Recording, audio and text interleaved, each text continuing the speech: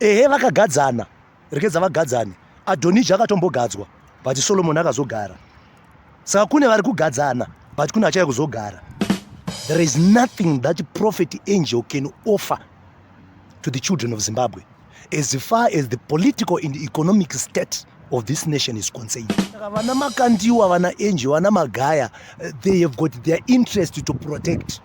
Saka we don't expect them to say anything against the current regime. Njere dzenyu imimi muri Zimbabwe ndi ballot box, election ndo njere dzenyu. Bishop ndauyo inini weKulen TV kuti ndimbobvunzo because vana veZimbabwe kawanda vane mibvunzo yakasiyana siyana, but imimi semunhu waMwari ndongo nchingoprovha because semunhu anonzwawo Mwari, do you think kuti isusu tine hope regore rineri kana kuti another party yedu inokukwidza munyika muno, do you think kuti pane hope here?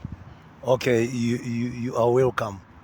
Ndoda kuti munyatsobvunza kuti hope yei, are you talking about the political state of our nation, the economic state of our nation, or you are talking about the body of Christ? Saka ukanyatsoti clarify mubvunzo zvinogona kuti ndinyatsokupindura ndakasununguka. Alright, pamubvunzo wangu apa ndiri politics. Okay. Pakuti munoona zvakaitika after all my elections, paitika zvakaitika zvakawanda wanda. So tiri kuona leader weopposition chinja ari kungobudisa maverses eBible. That's why ndane question kwamuri because imimi as a man of God munoona kuona kuti tine hope kana kuti because vanhu vakawanda vari kungocomplain vachitaura zvavanoda. Okay. Mutungamiriri weopposition ari kuburitsa maverse. Yes. Pachinzvimbo chekuti aburitse way forward. Iye munhu iye ndiye ari kuziva zvaari, ari kutovhura mavhesi. Munzwa zvandiri kutaura, ndine chiprofita, ina handisi muprofita, but pane imwe yekuti Mwari vanombotendera kuti shandisa in the prophetic, but zvisingarevi kuti ndiri muprofita.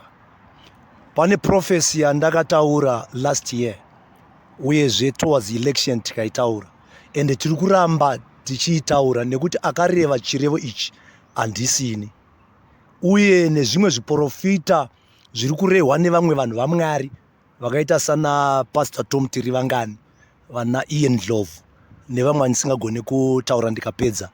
Chiprofita chaMwari kana Mwari vakati vanoita, Mwari vanoita. And let me take this opportunity to encourage mhuri yenyika yeZimbabwe kuti change is coming. And change is definite. Zviri kutoitika izvezvi zvavo zviri kuti vanhu havasina hope kana kuti vanhu vapererwa.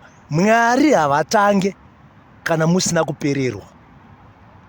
Mwari vanotonakirwa nekupererwa kwenyu kuti vatange. Ndosaka shoko richiti hanzi panotangira, panogumira pfungwa dzedu ndo panotangira iye. Saka uyu wamuri kuti ari kuvhura mavhesi uyu ndiye antori munzira chaiyo, ndiye antori neplan. Kutovhurwa kwemavhesi ndo plan yacho iyoyo. Ndava mashandiro anoita Mwari. Okay, vanhu vaitarisira kuti ma-elections akaitwa New Zimbabwe yatouya, Mwari ndobva vaita kunge varasisa vanhu. Ndava Mwari vaida ngoedza kuti musazembera panjere dzenyu. Njere dzenyu imimi muri Zimbabwe ndi ballot box, election ndo njere dzenyu. Jehovha akati no, panjere dzenyu ipapo pamuri kufunga kuti ndo panichakuyambutsa inapo handipo. Saka Mwari havasi kutadzisa kuti Great Zimbabwe iuye. Inini ndiri kutorarama mu Great Zimbabwe nekutenda. Ndofunga ipapo ndapindura. Ya mapinduro zvakanaka nditi, but ndine ndichine kamwe kamubvunzo. Ndiri kuona mamwe maprophets vari kutosapota zviri kuitika, the likes of prophet Ubedenje, prophet Makandiwa, prophet Magaya nevamwe vakawanda ndisingamention mazita avo, vari kutosimbisa vachita kuti ndo zviri kuitika. What's your take on that? Muchandiregerera nekuti mabata mazita. Yes. Saka muchanditenderawo zvekare kubata mazita. Yes. Kwete nekuti ndauya ndakagadzirira kumabata. Mataura pamusoro paProphet Angel, mukataura pamusoro paProphet Makandiwa, mukataura pamusoro paProphet Magaya, hapana asingazive kuti Prophet Angel was implicated in gold mafia. Angel is part of the system, so there is nothing that Angel can offer us. ende zvindiri kutaura ndisingazeze ndisina ndinocha ndisingavhunduke. There is nothing that prophet angel can offer to the children of Zimbabwe as far as the political and economic state of this nation is concerned, because he is part of the system. They've got their own interest. Kana ndichida mukadzi kana kuti ndichida baby, handina chakaipa chandinotaura pamusoro pacho. Ndinotaura zvakanaka pamusoro paro kuti ndikwanise kuritora.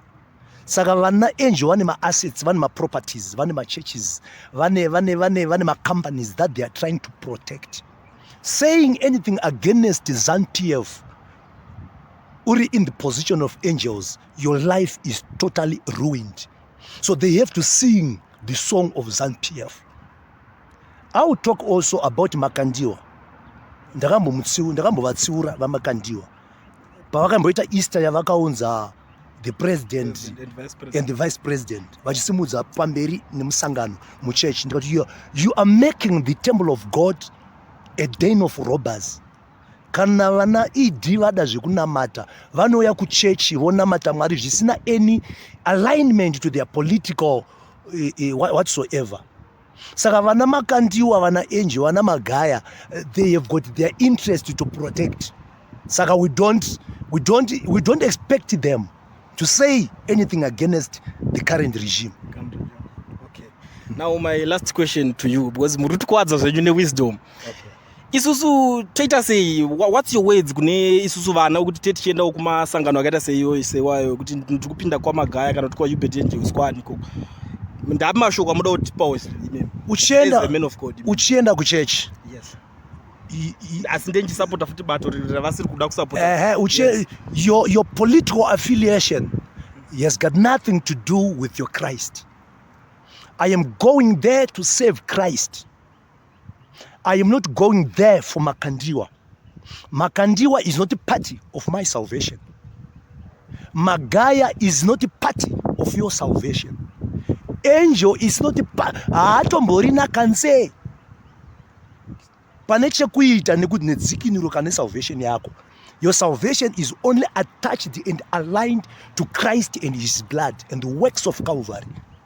So kana ndirimo akataura zvepolitics kuti ngativhoritere nhingi muri muchechi mamakandiwa achiita mapraises achamisa kana mapraises aed anenge atorasika. So vana veZimbabwe, I'm here to encourage you. Change is coming. Let us continue to pray. Mukubwaira kweziso ndogara nchiudzana kuti God is on the move in this nation, and this is the honest truth I am telling you right now. Kuti God is on the move. Don't lose hope. Whatever the situation on the ground right now, vakagadzana rekedza vagadzane. Adonija akatombogadzwa but Solomon akazogara.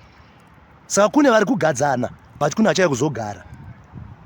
Ndofunga munhu ndikuti zviri kubatika. Adonija vakatocelebrata mombe dzikatourawa but Solomon aripo. Saka regedzai Adonija agadzwe but pane achauya kuzogara. Not only that, Sauro atorambwa naMwari. Sauro choti Jehovah achitumira Samuel kuti enda unoudza Sauro kuti handichamuda, but akatombogara 2-3 years aripo. David aripo zvake. David ndobva azouya. Saka zvese izvi zvinongoratidza kuti Mwari havashande nemashandiro edu. Ndo saka chinzi the divine. Panogumira the humanity, the divinity take over. Saka the moment patinopinda mumabaloti tichitarisira, ndo saka Mwari wakati kuna Gideon, vanhu vakawandisa ava vauda kuenda nawo kuhondo, because ukaenda nevanhu 10,000 mukakunda hondo muchazvipa mbiri imimi. Saka da kukuratidza kuti inini I am God Almighty handishande nemashandiro amunoita. You are going to fight against 100,000 soldiers, but uri kuzoenda nevanhu 300. That is impossible. It's totally impossible. But this is what I want you to do. Masvingo eJeriko ngaatendererwe. Vanhu vari kutarisira kuti hondo haikundwe nekutenderera masvingo, hondo inokundwa nepfuti. But ndakukuratidza kuti ndiri Mwari, imi muchingotendererai. Varume vemuJeriko vari kutotarisira kuti vakomana mapenzi ayo izvezvo vanhu vachingotanza hapana plan, ibenziro mapenzi havana kana plan, havana kana nzee. But mukushayikwa kwenzee, the walls of Jericho are coming down. I think ndakupindurai.